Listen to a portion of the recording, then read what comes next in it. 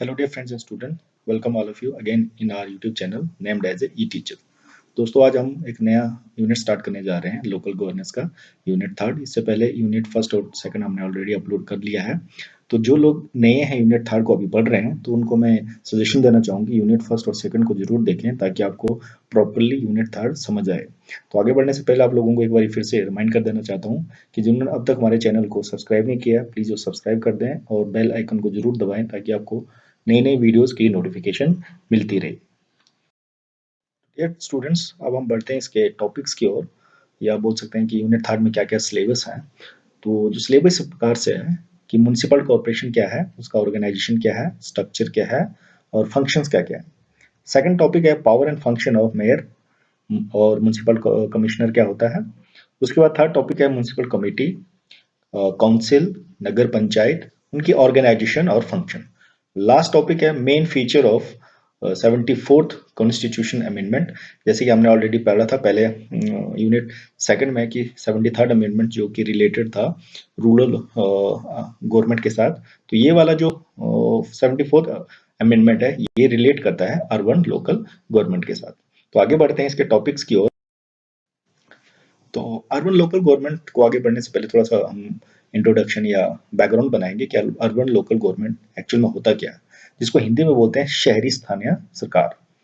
तो urban local government signifies the governance of urban area by elected their elective representative. तो साधारण भाषा में बोलें कि अर्बन लोकल गवर्नमेंट मतलब वो गवर्नमेंट जो शहर में होती है और जो अर्बन एरिया में होती है, जो शहर के लोगों द्वारा अपने इलेक्टिव रिप्रेजेंटेटिव द्वारा वो सरकार चलाई जाती है। ठीक है। उसके बाद urban area is demarcated by the state legislature, and presently in India there are 8 types of local government या म्युनिसिपल कॉर्पोरेशन। तो जो लोकल अर्बन लोकल गवर्नमेंट है ना उसको कौन डिमार्केट करता है या उसको उसका बाउंड्री कौन बनाता है, वो डिसाइड करता है स्टेट लेजिस्लेचर को, उसकी पावर दी गई है। और अभी तक भारत में प्रेजेंटली 8 प्रकार के जो लोकल अर्बन गवर्नमेंट बोल सकते हैं। ठीक है, जिसमें पहला है म्युनिसिपल कॉर्पोरेशन। ठीक है, दूसरा है म्युनिसिपलिटी बोलते हैं, तीसरा है नोटिफाइड एरिया कमेटी है, चौथा टाउन एरिया कमेटी, उसके बाद है कंटोनमेंट बोर्ड, उसके बाद है टाउनशिप और उसके बाद पोर्ट ट्रस्ट और लास्ट में स्पेशल पर्पज एजेंसीज। तो ये 8 प्रकार की जो अर्बन लोकल गवर्नमेंट होती है जो अलग अलग स्थान में डिसाइड की जाती है वहां के स्टेट लेजिस्लेचर के हिसाब से। ठीक है।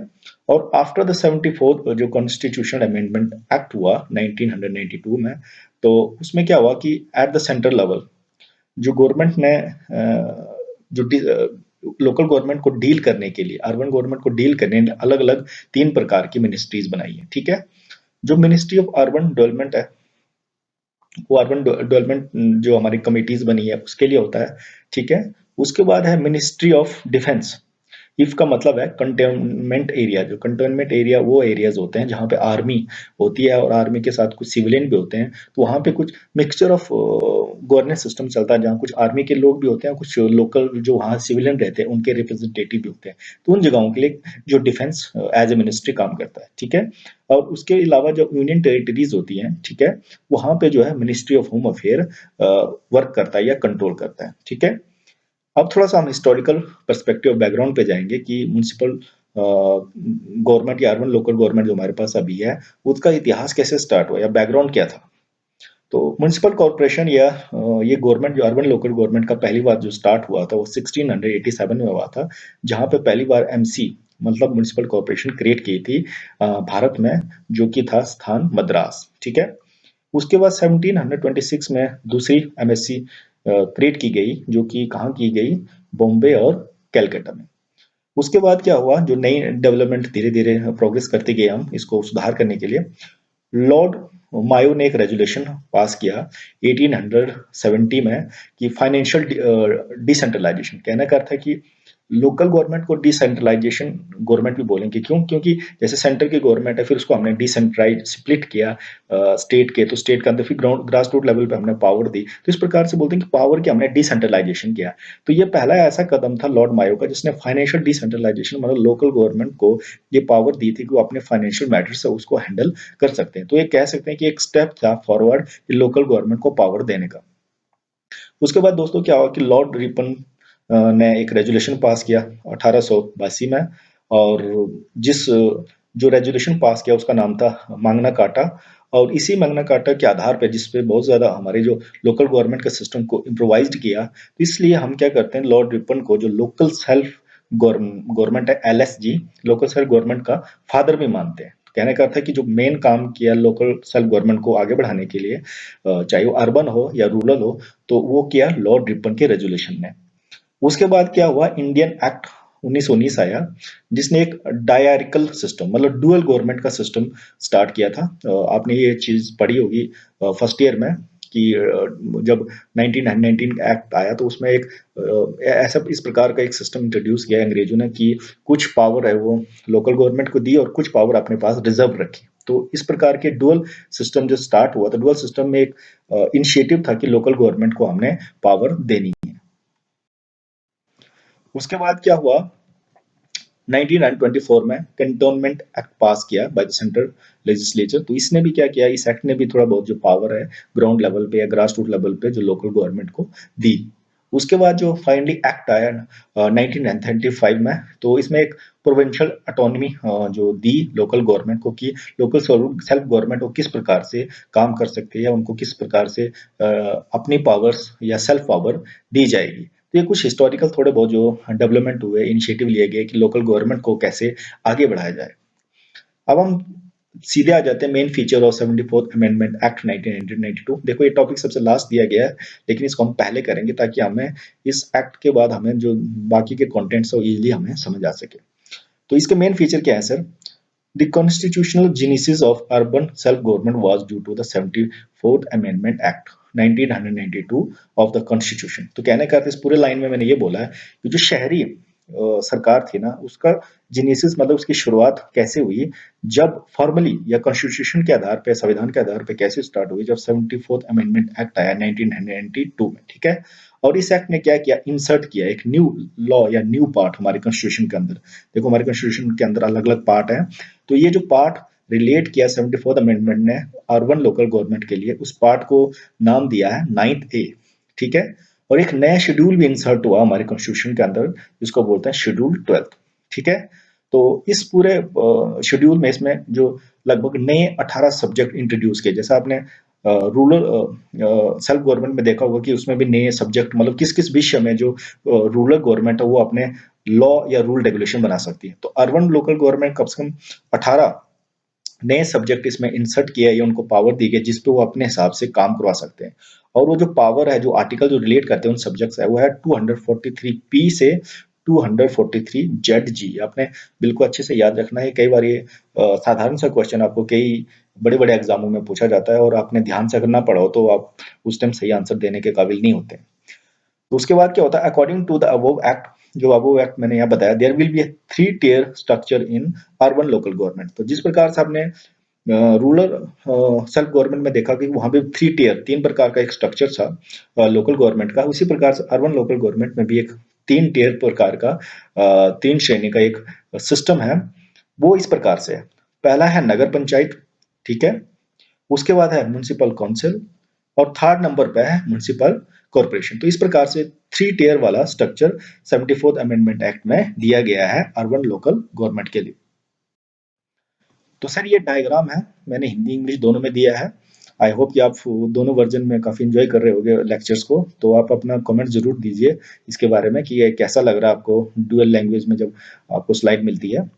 तो डायग्राम इस प्रकार से है, अर्बन लोकल गवर्नमेंट या म्युनिसिपलिटी किस प्रकार के का स्ट्रक्चर यहाँ पे दिया गया। तो जैसे कि मैंने आपको बोला, सबसे ऊपर जो होगी वो है म्युनिसिपल कॉर्पोरेशन, उसके बाद है म्युनिसिपल काउंसिल और सबसे नीचे होगी नगर पंचायत। याद आप नीचे से स्टार्ट करेंगे, नगर पंचायत पहले पे, दूसरे पे म्युनिसिपल कॉर्पोरेशन और सबसे ऊपर वाले लेवल पे होगी म्युनिसिपल कॉर्पोरेशन। लेकिन अब बात करते हैं कि इन तीनों में डिफरेंस क्या है। अगर 3 लेवल की हमने गवर्नमेंट बनाई है अर्बन लोकल गवर्नमेंट के लिए, तो इनमें डिफरेंस क्या है। तो नगर पंचायत कौन सी पंचायत होती है, तो वो तो नगर पंचायत वो पंचायत होती है विच इज डिफरेंट। इसको अलग अलग नाम से भी पहले तो पुकारा जाता है, हर जगह पे अलग अलग नाम से है। लेकिन ये कौन सी पंचायत या कौन सा एरिया होता है। नगर पंचायत वो पंचायत होती है जो ट्रांसिशनल होती है, मतलब जो अभी ना ही रूरल है और ना ही अर्बन है, मतलब जो बीच की जो पंचायत है, बीच का जो एरिया है, जो लोग हैं ट्रांस में है, तो उनको बोलते हैं नगर पंचायत, रूरल से अर्बन के बीच वाले। उसके बाद क्या होता है, म्युनिसिपल काउंसिल, जब कोई एरिया वो सिटी जो बड़े लार्जर लेवल पे होती है, थोड़ा सा बड़ी होती है, मतलब अर्बन नगर पंचायत से बड़ी होती है, तो थोड़ा सा अर्बन एरिया से थोड़ा कम होती है या थोड़ा सा ज्यादा होती है, तो ऐसी स्थिति में हम बोलेंगे इसको म्युनिसिपल काउंसिल। लेकिन जो म्युनिसिपल काउंसिल जो थोड़ा स्मॉलर होती है, जब इससे एक बड़ी सिटी आ जाती है, बहुत बड़ी सिटी आ जाती है, तो उस जगह पे हम क्या क्रिएट करते हैं, म्युनिसिपल कॉर्पोरेशन। तो कहने का अर्थ है, समराइज करूंगा, नगर पंचायत जो ट्रांसलेशनल जो अभी बीच में ही है, म्युनिसिपल कॉर्पोरेशन जो थोड़ा बड़ी सिटी है पर ज्यादा बड़ी भी नहीं है, स्मॉलर में मानेंगे। उसके बाद म्युनिसिपल कॉर्पोरेशन जो बहुत बड़ी सिटी है उनके लिए बनाया जाता है। तो अब हम आगे बढ़ते हैं। जैसे मैंने यहाँ पे आपको समझाया था पहले डायग्राम में, उसी को मैंने यहाँ लिखा हुआ कि ट्रांसिशनल मत आगे आपकी नगर पंचायत, स्मॉल और लार्ज एरिया जो भी है वो स्पेसिफाई किया जाता है गवर्नर के द्वारा। तो अब मैंने ये बताया कि नगर पंचायत ये होगा, म्युनिसिपल कॉर्पोरेशन ये होगा या म्युनिसिपल काउंसिल ये होगा, लेकिन उसको डिसाइड कौन करेगा, तो उसको डिसाइड करता है गवर्नमेंट। ठीक है, गवर्नर के पास ये पावर दी गई है कि वो कुछ फैक्टर या कुछ पॉइंट्स के आधार पे उन चीजों को, उन एरियाज को डिफाइन करता है। तो वो किस फैक्टर पे करता है, वो फैक्टर इस प्रकार से पहला है कि उस एरिया का पॉपुलेशन क्या है, पॉपुलेशन को जांचा जाता है, कितनी पॉपुलेशन हो जाती है, जो क्राइटेरिया रखा होता है, और उस क्राइटेरिया के हिसाब से वो जगह आती है तो उसको वैसे नोटिफाई किया जाता है। फिर डेंसिटी ऑफ पॉपुलेशन क्या है, ठीक है, 1 किलोमीटर के अंदर कितने लोग रह रहे हैं, ठीक है। फिर उसके बाद revenue generated by the local administration, जो वहां पे एडमिनिस्ट्रेशन वो लोग कितना टैक्स के द्वारा या किसी दूसरे माध्यम से कितना रेवेन्यू जनरेट करने के काबिल है। नेक्स्ट है, कितने परसेंट जो एम्प्लॉयमेंट है वो नॉन एग्रीकल्चर एक्टिविटीज है। तो जैसे कि रूरल एरिया में देखा जाता है कि रूरल एरिया को कैसे डिफाइन करेंगे कि कितने प्रतिशत जो लोग हैं एग्रीकल्चर एक्टिविटी से जुड़े हैं। बट अर्बन एरिया को हम कैसे क्लासिफाई करेंगे कि वो कितने लोग नॉन एग्रीकल्चर से या दूसरे इंडस्ट्रियल से काम कर रहे हैं पर नॉन एग्रीकल्चर से कम होना चाहिए। तो ये कुछ पॉइंट्स है जिसके आधार पे नगर पंचायत, म्युनिसिपल कॉर्पोरेशन या म्युनिसिपल सिटीज जो भी है वो बनाई जाती है। अब हम आगे बढ़ते हैं इसके कंपोजिशन की ओर। तो all the member of the municipality, चाहे तीनों जो हमारी 3 टियर्स है वहां पे क्या होते हैं, जो लोग होते हैं म्युनिसिपलिटी के, वो इलेक्ट किए जाते हैं directly by the people of that area. ठीक है, जिस एरिया को डिफाइन किया गया था उस एरिया के लोग अपने रिप्रेजेंटेटिव को चुन के भेजते हैं। ठीक है, और वो डिवाइडेड किए जाते हैं टेरिटोरियल कॉन्स्टिट्यूंसीज, उस एरिया के म्युनिसिपल एरिया के या नगर पंचायत के कुछ कॉन्स्टिट्यूंसीज बनाई जाती है जिनको बार्ड्स बोलते हैं। ठीक है, अपने बार्ड से अपने रिप्रेजेंटेटिव को चुन के भेजते हैं। द स्टेट लेजिस्लेचर में provide the manner of election for the election of chair person of the municipality. अब क्या होता है, जो म्युनिसिपलिटी में जो चेयर पर्सन होता है उसका मतलब डिफाइंड नहीं है, 74 अमेंडमेंट में डिफाइन नहीं किया, लेकिन स्टेट लेजिस्लेचर को एक पावर दी है कि वो अपने हिसाब से उसका जो इलेक्शन कैसे करवाना है, डायरेक्टली करवाना है, इनडायरेक्टली करवाना है, ये उस पे सारी पावर उनको दी गई है। तो अब कुछ आर्टिकल है 74 अमेंडमेंट एक्ट 1992 से रिलेटेड जो हमें याद रखने हैं, जो मैंने पहले बोला था आपको 243 पी से 243 जेड जी जेड जी तक। तो ये सारे आपने याद रखने हैं क्योंकि आपको कई छोटे मोटे एग्जाम्स में क्वेश्चन पूछे जाते हैं। तो आर्टिकल 243 पी में सिर्फ डेफिनेशन बनाई कि अर्बन गवर्नमेंट है क्या। ठीक है, उसके बाद 243 क्यू में जो कॉन्स्टिट्यूशन ऑफ द म्युनिसिपलिटी की, म्युनिसिपलिटी को कैसे कॉन्स्टिट्यूट किया जाए। ठीक है, उसके बाद नेक्स्ट है 243 आर में कंपोजिशन ऑफ म्युनिसिपैलिटीज की, उसमें कौन कौन से लोग होंगे, क्या क्या लोग होंगे, उनकी क्वालिफिकेशन क्या होगी या कितने संख्या में लोग हैं। तो ये सारी चीजें यहाँ पे 243 आर में दी गई है। अब हम बढ़ते हैं आर्टिकल 243 एस की ओर, जिसमें क्या किया, the constitution and composition of ward committees. जो वार्ड होंगे, जो टेरिटोरियल या एरियाज होंगे या कॉन्स्टिट्यूसीज होगी लोगों की, वहां पे वार्ड का कंपोजिशन कैसा होना चाहिए ये इसमें दिया गया है इस आर्टिकल में। उसके बाद आर्टिकल 243 टी, जिसमें रिजर्वेशन ऑफ सीट्स दी गई कि एससी एससी को या वुमेन्स को किस प्रकार से रिजर्वेशन होनी चाहिए, इसका क्लासिफिकेशन इसमें किया गया है। उसके बाद नेक्स्ट है सर आर्टिकल 243 यू, जिसमें ड्यूरेशन ऑफ म्युनिसिपलिटीज। ठीक है, उनकी ड्यूरेशन कितनी होनी चाहिए ये क्लासिफाई है यहाँ पर। उसके बाद नेक्स्ट है आर्टिकल 243 वी, जिसमें डिसक्वालिफिकेशन ऑफ मेंबर। अब देखो कई मेंबर डिसक्वालीफाई भी होते हैं किसी आधार पे, तो उनकी डिसक्वालिफिकेशन की उसी इसका पूरा विवरण इस आर्टिकल में दिया गया है। उसके बाद नेक्स्ट है आर्टिकल 243 डब्ल्यू, जिसमें पावर, अथॉरिटी और रेस्पॉन्सिबिलिटी ऑफ म्युनिसिपलिटी की क्या होनी, ये इसकी व्याख्या यहाँ पे है। उसके बाद 243 एक्ट में power to impose tax and collect fund. तो जैसे मैंने आपको रूरल या अर्बन लोकल गवर्नमेंट को पावर दी है कि वो अपने फंड जनरेट कर सकते हैं टैक्स के द्वारा किसी और माध्यम से, तो ये 243 एक्ट में दिया गया। 243 वाई फाइनेंस कमीशन। तो फाइनेंस कमीशन हर साल 5 साल के बाद बनती है और रिकमेंडेशन देती है कि स्टेट, सेंटर और रूरल एरिया के बीच में किस प्रकार से जो फाइनेंशियल जो है मैटर्स का विभाजन उनसे कितना पैसा देना चाहिए। तो ये इसमें आर्टिकल में इसको दिया गया। उसके बाद 243 जेड में ऑडिटेड अकाउंट, ठीक है। अब जो पैसा पंचायत राज या अर्बन लोकल गवर्नमेंट को दिया जाता है तो उसका ऑडिट अकाउंट भी होता है, तो इसकी व्याख्या यहाँ पे की गई है। उसके बाद है 243 जेड ए में इलेक्शन ऑफ म्यूनिसिपैलिटीज की इलेक्शन कैसा करवाना है। Next 243 Z B application to union territories. अब यूनियन टेरिटरीज के लिए अलग लॉ होगा, तो ये उसका रूल यहाँ पे दिया गया। उसके बाद है 243 Z C part not apply to certain areas. अब कुछ एरियाज हैं जहां पे ये जो पूरा 74th अमेंडमेंट है ये अप्लाई नहीं होता, तो कहाँ कहाँ अप्लाई नहीं होता है इसका विवरण इस आर्टिकल में दिया गया है। उसके बाद है सर नेक्स्ट 243 जेड डी, जिसमें बोलते हैं कमिटीज फॉर डिस्ट्रिक्ट प्लानिंग। तो डिस्ट्रिक्ट प्लानिंग के लिए कुछ कमिटीज बनाती हैं जो विशेष रूप से क्या योजना होनी चाहिए, क्या नहीं होना चाहिए, या किस प्रकार से काम करना है, तो इसका विवरण यहाँ पे दिया गया है। उसके बाद है next 243 JD committees for metropolitan planning. तो मेट्रोपोलियन प्लानिंग के लिए भी जो है एक अलग आर्टिकल बनाया गया है और वो कमेटी कैसे बनेगी उसका भी विवरण दिया गया है। उसके बाद नेक्स्ट है 243 जेड एफ, जिसमें कंटिन्यूएंस ऑफ एग्जिस्टिंग लॉ। तो कई बार एक जब लॉ बनता है उसके बाद दूसरा लॉ बनता है, या जो पहले से लॉज किसी एरिया में चल रहे हैं तो वो कंटिन्यू रहेंगे नहीं रहेंगे, इसके बारे में यहाँ पे विवरण दिया गया है। उसके बाद है नेक्स्ट 243 जेड जी में bars to interference by court in election matter. तो इसमें क्लियरली बताया कि किन किन चीजों में जो कोर्ट है वो अपना इंटरफेरेंस नहीं कर सकता है, तो किस प्रकार से कोर्ट को रोक लगाई जाती है कि यहाँ पे इलेक्शन करने वाले मैटर में जो कोर्ट अपने मतलब हस्तक्षेप नहीं कर सकता है। तो ये सारे जो आर्टिकल यहाँ पर दिए गए हैं ये सारे रिलेट करते हैं हमारे म्युनिसिपल कॉर्पोरेशन या अर्बन लोकल गवर्नमेंट से।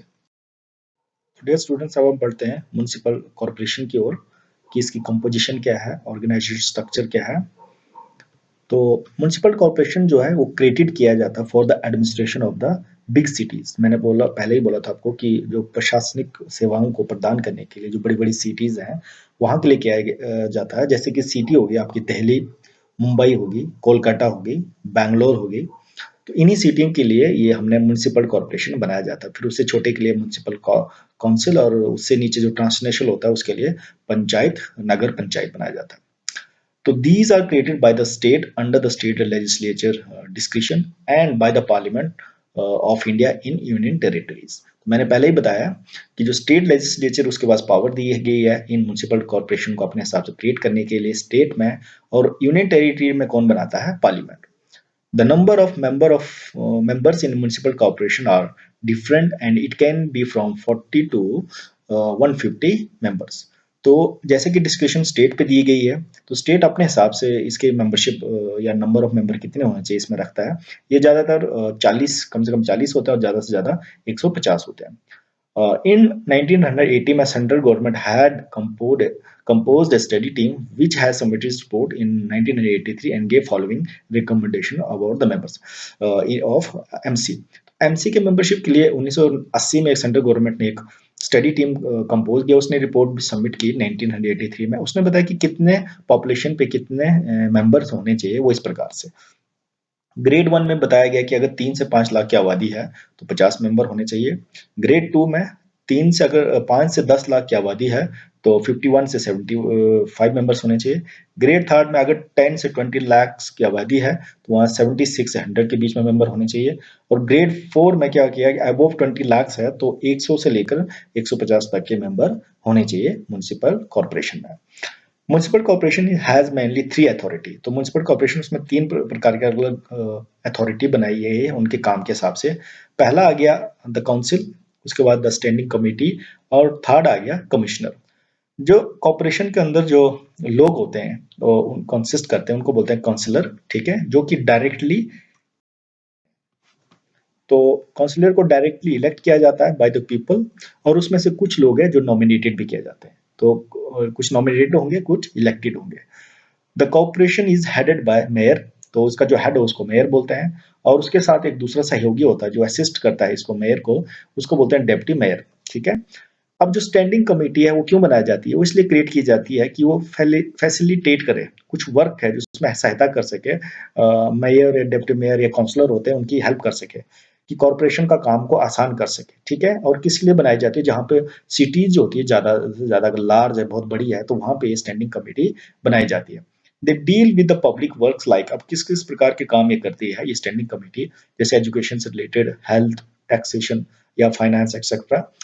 उसके बाद आता है इसमें म्युनिसिपल कमिश्नर। तो म्युनिसिपल कमिश्नर का काम क्या होता है? ये रिस्पॉन्सिबल होता है इम्प्लीमेंटेशन वर्क के लिए, या जो डिसीजन लिए जाते हैं म्युनिसिपल जो कॉर्पोरेशन के अंदर जो लोग होते हैं, जैसे कि जो काउंसलर होते हैं, मेयर या डिप्टी मेयर जो डिसीजन लेता है, उसके बाद जो स्टैंडिंग कमेटी डिसीजन लेता है, उनको इम्प्लीमेंट करता है। अगर शॉर्ट में बोले तो म्युनिसिपल कमिश्नर एक सिविल सर्वेंट होता है, जिसका काम एग्जीक्यूशन होता है जब पॉलिसी बन जाती है, ठीक है? जैसे हमारे पूरे गवर्नेंस सिस्टम में आपने देखा कि पॉलिटिकल लीडर होगा, उसके बाद एक एडमिनिस्ट्रेटिव लीडर होगा जो उसको एग्जीक्यूट करेगा, उस पॉलिसी को, डीसी वगैरह जो भी सिविल सर्वेंट। इसी प्रकार से जो म्युनिसिपल कमिश्नर, ये भी एक आईएएस ऑफिसर होता है, और ये क्या करता है? एग्जीक्यूशन वाला काम करता है, इम्प्लीमेंटेशन वाला काम करता है। अब हम फंक्शंस करते हैं कि म्युनिसिपल कॉर्पोरेशन के फंक्शन क्या-क्या हैं। तो पहला फंक्शन इसका लेजिस्लेटिव पावर, जैसे कि कोई कानून पास करना है या कानून बनाना है। जो 243 के अंदर पीक में जितने, उसके बाद जी जेड तक, जेड जी तक जो भी पावर्स दी हैं उसके अंतर्गत बहुत सारे पावर में एक पावर ये भी है कि लेजिस्लेटिव पावर, जो कानून बनाने वाली पावर भी म्युनिसिपल कॉर्पोरेशन को दी गई है। उसके बाद फाइनेंशियल मैटर्स की, आपने टैक्स कहाँ से लेना है, अपनी फंड कैसे जनरेट करते हैं, ये भी पावर है इसको, म्युनिसिपल कॉर्पोरेशन को। उसके बाद एडमिनिस्ट्रेटिव पावर्स, उनके पास अपने प्रशासन को किस प्रकार से चलाना है, स्टाफ को किस प्रकार से डायरेक्शन देनी है, कितना स्टाफ अपने पास होना चाहिए, क्रिएट कर सकते हैं ये म्युनिसिपल कॉर्पोरेशन। उसके बाद कुछ जुडिशियल पावर भी दी गई है, कहीं पे अगर ऐसी स्थिति आती है कि जहाँ पे जस्टिस की जरूरत होती है, म्युनिसिपल कॉर्पोरेशन लेवल पे ही उनको वो जस्टिस मिल जाती है। उसके बाद इन्वेस्टिगेटरी पावर भी होती है म्युनिसिपल कॉर्पोरेशन के बाद, अगर कहीं पे कोई घोटाला हो जाता है, कोई किसी प्रकार की पैसे का अगर गलत प्रयोग किया जाता है, तो वहाँ पे इन्वेस्टिगेटरी कार्य भी शुरू कर सकते हैं म्युनिसिपल कॉर्पोरेशन। अब कोई सैनिटेशन जैसे रिलेटेड वर्क है, सफाई वाला वर्क है, तो उस पे कोई पॉलिसी या स्कीम चलानी है, तो ये म्युनिसिपल कॉर्पोरेशन लेवल पे चला सकते हैं। उसके बाद वाटर या इलेक्ट्रिसिटी लेवल पे कोई काम करवाना है, तो ये भी म्युनिसिपल कॉर्पोरेशन के पास पावर है, ये उसका फंक्शन है, और इसको ये मेंटेन करना इसका दायित्व भी मानेंगे। उसके बाद डेवलपमेंट करनी, कई बार शहरों में, बड़े-बड़े शहरों में, आपने जैसे दिल्ली, मुंबई में बहुत सारा स्लम होता है, बाहर के लोग जो वहाँ के बस जाते हैं, वो झुग्गी झोपड़ी में रहते हैं, तो उनको एक बेहतर ज़िंदगी देना, उनका घरों का इम्प्रूवमेंट करना, उनको हेल्थ फैसिलिटी, तो उन स्लम्स एरिया को बेसिकली किस प्रकार से इम्प्रोवाइज़ किया जाता है, ये भी एक म्युनिसिपल कॉर्पोरेशन का मेन फंक्शन रहता है। उसके बाद ट्रांसपोर्ट फैसिलिटीज़ बड़े-बड़े शहरों में बहुत ज़रूरी होती है, अगर जहाँ पे बहुत ज़्यादा आबादी है, तो ये एक बहुत इम्पोर्टेंट वर्क होता है कि ट्रांसपोर्ट को कैसे हम मैनेज करें। उसके बाद अगर ट्रांसपोर्ट तभी अच्छा हो सकता है जब रोड और ब्रिजेस बनाते हैं, किस प्रकार से रोड को हम शॉर्ट बनाएँ, ब्रिजेस को ज़्यादा से ज़्यादा बनाएँ जिससे ट्रैफिक कम हो। उसके बाद शहरों में बहुत ज़्यादा आबादी हो, तो वहाँ रजिस्ट्रेशन ऑफ बर्थ और डेथ का वर्क बहुत ज़्यादा होता है। उसको किस प्रकार से मेंटेन करना है, ये काम भी म्युनिसिपल कॉर्पोरेशन का ही रहता है। उसके बाद फायर सर्विसेज़ बहुत इंपॉर्टेंट होती है शहरों में, क्योंकि बहुत सारे लोग रहते हैं, बहुत नज़दीक घर होते हैं, बहुत सारी ऐसी आग लगने वाली चीज़ें वहाँ होती है, जैसे सिलेंडर या कुछ और चीज़ें। तो इन सभी पर काम करने की ज़रूरत होती है म्युनिसिपल कॉर्पोरेशन के। उसके बाद दोबारा से पब्लिक हेल्थ की बात करें, ज़्यादा से ज़्यादा लोग हो तो वहाँ पे बीमारी होने के चांसेस ज़्यादा होते हैं। तो ये एक बहुत इंपॉर्टेंट वर्क है म्युनिसिपल कॉर्पोरेशन का। उसके बाद शहरों में आपने देखा होगा कि हर इंसान के पास कोई ना कोई व्हीकल होता है, तो जितने ज़्यादा लोग होंगे उनके पास उतने ज़्यादा व्हीकल होने के चांस रहते हैं, क्योंकि शहर की बात करें तो वहाँ पे पर कैपिटा इनकम ज़्यादा होगा। तो वहाँ पे किस प्रकार से लाइसेंस इश्यू करना, किस आधार पे करना, कैसे उसको कंट्रोल करना, तो ये सारे फंक्शंस जो हैं म्युनिसिपल कॉर्पोरेशन के। तो डियर फ्रेंड्स, अब हम नेक्स्ट टॉपिक की ओर बढ़ेंगे। म्युनिसिपल कॉर्पोरेशन के बाद मेयर। तो मेयर जो होता है वो म्युनिसिपल कॉर्पोरेशन का हेड होता है, और उसके साथ असिस्ट करने के लिए उप मेयर भी बनाया जाता है।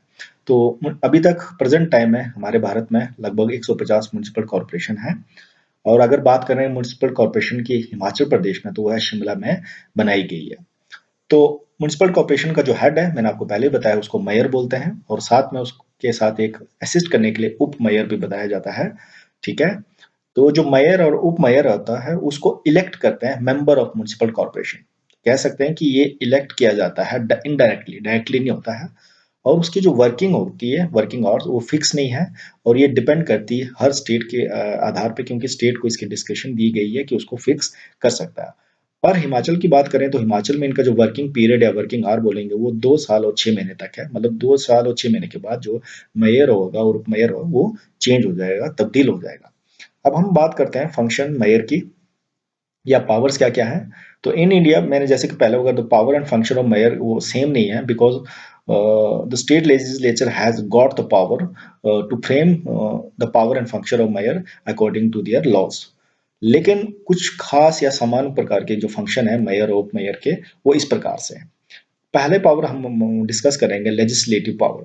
तो लेजिस्लेटिव पावर में क्या होगा कि जो he sits in the meeting of MC, तो म्युनिसिपल कॉर्पोरेशन की कोई भी मीटिंग होगी वहां पे मेयर होगा, ठीक है।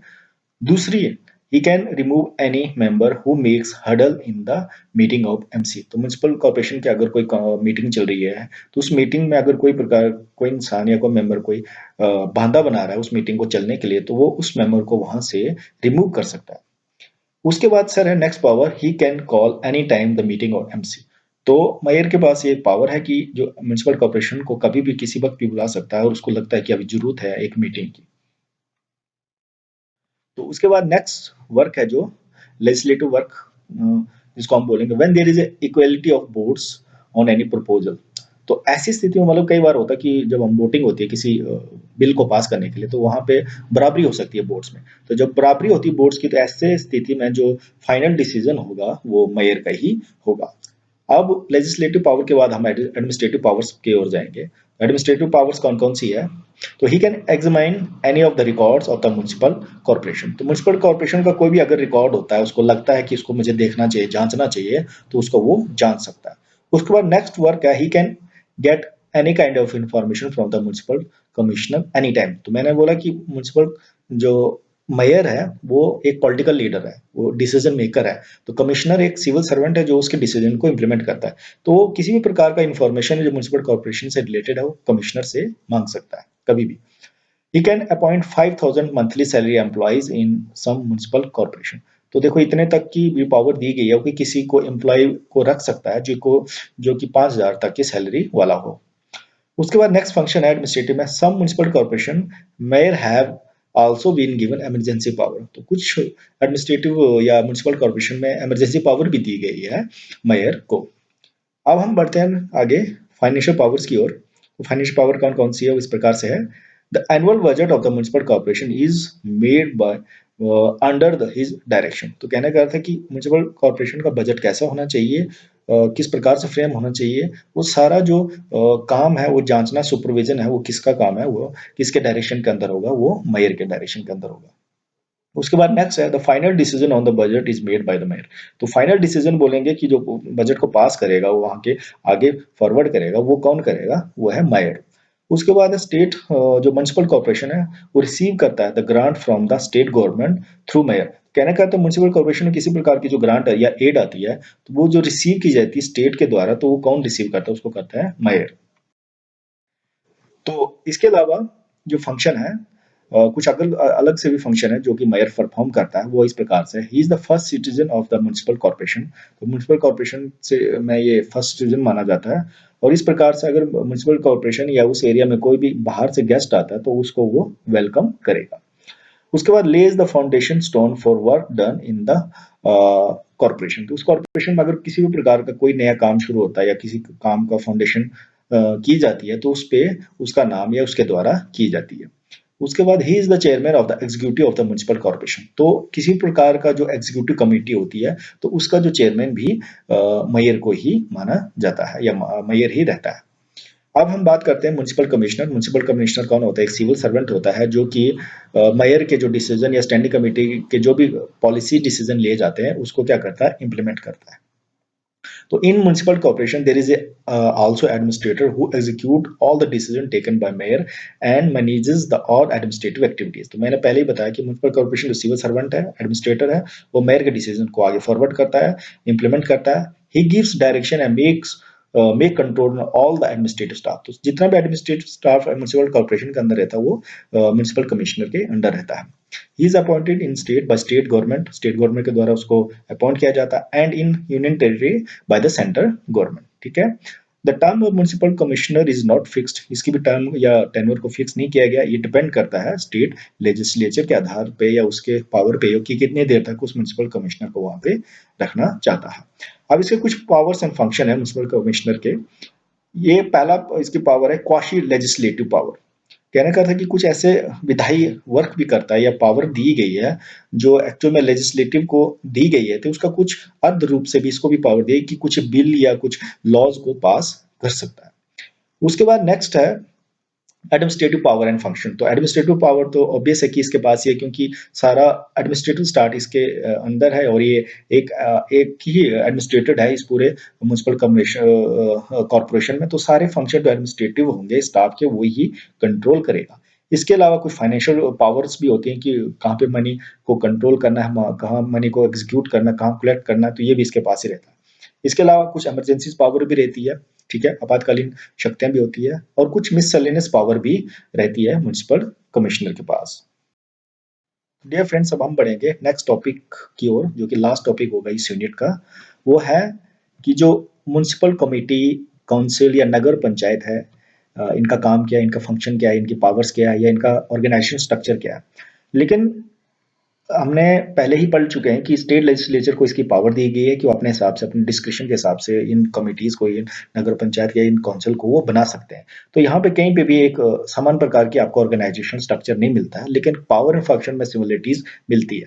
तो इसके बारे में हम थोड़ा सा जानेंगे कि जैसे कि हमने अबोव अकॉर्डिंग टू जो 74th अमेंडमेंट एक्ट जो हमने पढ़ा, तो उसके आधार से अर्बन लोकल गवर्नमेंट होगी और there will be a municipal corporation. Municipal corporation कहाँ के लिए होगी? बिगर सिटीज के लिए, ठीक है। अपार्ट फ्रॉम दैट, इसके अलावा for the governance of smaller area, छोटे एरिया के लिए क्या होगी? There would be a municipal committee, council या नगर पंचायत होगी, ठीक है। ये डिपेंड करेगा इन कमेटी या इन काउंसिल में बनाने में किस पे डिपेंड करेगा? स्टेट लेजिस्लेचर को, कि उसको लगे अगर ये बनाना है कि नहीं बनाना है। उसके बाद the structure and the organization of above mentioned municipality is different in each state because of the 74th amendment act has given power to state legislature and has given power to establish the municipality। तो 74 amendment act ने itself ये power दिया state legislature को कि किस प्रकार से उनके स्टेट में म्युनिसिपल कॉर्पोरेशन होना चाहिए और किस प्रकार से वहां उनको पावर देने के बाद एस्टेब्लिश करना चाहिए। तो in some state even it is called by different names. तो इतनी विभिन्नता, इतनी डाइवर्सिटी है कि कुछ स्टेट में अलग अलग नाम से पुकारा जाता है। जैसे कि महाराष्ट्र और गुजरात की बात करें तो इसको क्या बुलाया जाता है? इसको म्युनिसिपल बारो बुलाया जाता है, ठीक है। उत्तर प्रदेश में म्युनिसिपल बोर्ड बनाया जाता है और तमिलनाडु में इसको डिस्ट्रिक्ट म्युनिसिपलिटी बुलाया जाता है, ठीक है। All the municipality are divided into wards on the basis of geographical size, ठीक है। तो आप जब म्युनिसिपलिटी बन जाती है, चाहे वो म्युनिसिपल नगर पंचायत बने या काउंसिल बने या म्युनिसिपल कॉर्पोरेशन बने, उसके बाद उसको उनकी जो कॉन्स्टिट्यूएंसीज उनको डिवाइड किया जाता है उनकी जियोग्राफिकल एरिया के आधार पे, तो उनको वार्ड बनाया जाता है। तो डिपेंड करता है पॉपुलेशन पे, उनकी प्रोफेशन पे, इकोनॉमिकल कैपेसिटी पे, ये सारी चीजें देखी जाती है। और the member of municipality elect directly from their constituencies. तो फ्रॉम लिखना है, यहाँ पे थोड़ा गलती से लिखा गया। तो कहने का कि जब उस एरिया को डिवाइड किया जाता है वार्ड में, उस वार्ड में से उनकी कॉन्स्टिट्यूएंसी से वो अपने मेंबर को चुन के आगे भेज दें। तो there shall be a president, वहां पे प्रेसिडेंट होगा, अध्यक्ष होगा, वाइस प्रेसिडेंट भी होगा म्युनिसिपलिटी का। The tenure of municipality is 5 years, ठीक है। तो म्युनिसिपलिटी का टेन्योर कितना? 5 साल का होगा। Which start from the first meeting of the municipality. तो 5 साल का टेन्योर होगा म्युनिसिपलिटी का, जो उसमें चाहे जो भी कमेटी बनाई, चाहे नगर पंचायत है, काउंसिल या कॉर्पोरेशन है, तो उसके जो वो टेन्योर पूरा 5 साल का होगा। कब स्टार्ट होगा? जब उनकी पहली मीटिंग हेल्ड होगी। तो अब हम जाते हैं फंक्शन की ओर, जो मिक्सअप फंक्शन, नगर पंचायत हो या म्युनिसिपल कॉर्पोरेशन हो या काउंसिल हो, तो उनके कुछ कॉमन फंक्शन है हर स्टेट में। इवन बहुत सारी डाइवर्सिटी है, नाम की भी डाइवर्सिटी है, क्योंकि स्ट्रक्चर सेम नहीं है, ऑर्गेनाइजेशन सेम नहीं है, पर काम जो है, कुछ जो वर्क है, बिल्कुल सेम रहते हैं। जैसे कि अगर अर्बन की बात करें तो अर्बन प्लानिंग बनाना है, उनको शहरी नियोजन बनाने के किस प्रकार से हम 5 सालों के अंदर काम करेंगे, 1 साल के, 2 साल के, 3 साल के अंदर काम करेंगे, सारा इनका काम होता है। उसके बाद नेक्स्ट वर्क है कि planning for economical and social development, ठीक है। आपने अर्बन लेवल की इकोनॉमी को कैसे बढ़ाना है, वहाँ की जो सोशल सोसाइटी का डेवलपमेंट उसको कैसे आगे बढ़ाना है, ठीक है। उसके बाद पब्लिक हेल्थ को कैसे आपने सुधारना है, किस प्रकार की इनिशिएटिव लेने आपने, किस प्रकार के जो बैड इवल्स हैं या उनको दूर करना है। उसके बाद फायर सर्विसेज, तो शहरों में बहुत ज्यादा आग लगने के चांसेस होते हैं, तो आग लगने की इन जहाँ पे आग लगने के ज़्यादा चांसेस होते हैं उसको कैसे सुधारा जाए, कैसे इम्प्रोवाइज़ किया जाए। तो ये सारे काम भी म्युनिसिपैलिटी में आते हैं। उसके बाद एजुकेशन को बढ़ाना, जैसे कि अगर बिगर सिटी हो तो वहाँ लोग ज़्यादा होते हैं, स्लम का बनने के चांस ज़्यादा रहते हैं, क्योंकि बाहर से लोग जाके शहर में आते हैं, वो शहर में वो जितने गरीब से उससे भी ज़्यादा गरीब हो जाते हैं, क्योंकि वहाँ पे उनको काम नहीं मिलता है। तो वहाँ उनकी एजुकेशन, काम के साथ एजुकेशन को कैसे बढ़ाते रहना, ये भी उनका म्युनिसिपैलिटी का काम रहता है। रोड एंड ब्रिजेस को बढ़ाने की ज़रूरत होती है, क्योंकि जितने ज़्यादा लोग हैं उतना ज़्यादा ट्रैफिक होगा, तो उतने ज़्यादा आपके पास रोड एंड ब्रिजेस की कनेक्टिविटी होनी चाहिए। उसके बाद अर्बन पॉवर्टी एलिवेशन, देखो अर्बन में सबसे ज़्यादा गरीब रहते हैं, क्योंकि बाहर से, मैंने बोला कि बाहर से लोग आके वहाँ पे बस जाते हैं, लेकिन काम ना मिलने के बाद वो जितने गरीब से उससे ज़्यादा और गरीब हो जाते हैं। तो किस प्रकार से अर्बन की पॉवर्टी को एलिवेट किया जाए, दूर किया जाए, तो ये काम भी म्युनिसिपैलिटी का होता है। उसके बाद जो जीना और मरने का डेथ और बर्थ का पूरा स्टेटिक्स रखना पड़ता है, उसका पूरा हिसाब किताब रिकॉर्ड रखना पड़ता है। उसके बाद स्लम इम्प्रूवमेंट एंड अपग्रेडेशन, ठीक है? तो स्लम्स को कैसे इम्प्रोवाइज़ किया जाए, कैसे ठीक किया जाए और कैसे उनको अपग्रेड किया जाए उन एरिया को, ये भी काम रहता है म्युनिसिपैलिटी का। उसके बाद रेगुलेशन ऑफ लैंड, तो लैंड का एक बहुत बड़ा इम्पोर्टेंट फैक्टर रहता है सिटीज़ में, क्योंकि लैंड बहुत कम होती है, और किस प्रकार से लैंड को रेगुलेट किया जाए या कोई इंसान एनक्रोचिंग ना करे, तो ये सारी चीज़ें देखनी पड़ती है म्युनिसिपैलिटी को। तो उसके बाद मोस्ट इम्पोर्टेंट वर्क ये आता है कि वाटर वाटर सप्लाई, जितने ज़्यादा लोग होंगे उतने ज़्यादा रिसोर्स कम एलोकेशन करना मुश्किल हो जाता है, क्योंकि स्केर्सिटी होती है रिसोर्सेज, वाटर जैसे रिसोर्सेज की, तो उसको कैसे सही से उसका एलोकेशन करना, ये काम भी रहता है म्युनिसिपैलिटी का। उसके बाद नेक्स्ट फंक्शन है sir, cattle safety and health. Cattle बहुत सारे जैसे आवारा पशु अपने शहर में देखे होंगे, लोग अपने पशुओं को छोड़ देते हैं, और अगर उन पशुओं को छोड़ देते हैं तो उनसे कई बीमारियां भी हो सकती है, तो उनकी हेल्थ और उनकी सेफ्टी के लिए भी एक वर्क, स्पेशल वर्क रहता है म्युनिसिपैलिटी का। उसके बाद प्रमोशन ऑफ कल्चर, तो हर एरिया का, एक अर्बन एरिया का एक अपना कल्चर होता है, तो उस कल्चर को सस्टेन रखना है, उसको जिंदा रखना है, उसको कैसे आगे बढ़ाना है, तो this is also another work of municipality. Next is safe guard of weaker section, तो कई, जैसे आप बोलते हैं कि अर्बन एरिया होने के बाद भी अगर शहरी की बात करें तो वहां पे भी कुछ लोग होते हैं जो वीकर रह जाते हैं, और अगर उन पे सही से ध्यान नहीं दिया जाए तो वीकर से वीकर होते जाते हैं। तो इस प्रकार से, किस प्रकार से उनको रिजर्वेशन देना, ताकि वो नई पॉलिसी का उनको बेनिफिट मिले, उनके लिए स्पेशल पॉलिसी बनाने की जरूरत होती है, ताकि वो अपने उस वीकर सेक्शन से एक नेक्स्ट सेक्शन पर तक पहुंच सके। तो इस प्रकार से कुछ मिक्सचर ऑफ फंक्शंस हैं म्यूनिसिपैलिटीज के अलग अलग स्टेट में, जो कि मैंने यहाँ पे एक्सप्लेन किए। तो इसी के साथ पूरा ये टॉपिक खत्म हो गया है, पूरा यूनिट खत्म हो चुका है। तो वीडियो देखने के लिए आप लोग सभी लोगों का धन्यवाद करता हूँ, और अगर आपको वीडियो अच्छा लगे तो उसको लाइक जरूर कीजिए और शेयर जरूर कीजिए वीडियो को अपने फ्रेंड्स के साथ, ताकि सबके एक्सेसिबिलिटी में ये वीडियो पहुंचे। और चैनल को सब्सक्राइब जरूर करिए और साथ में प्रेस करें बेल आइकन को, क्योंकि इससे आपको नई नई वीडियोस की जो नोटिफिकेशन वो मिलती रहेगी।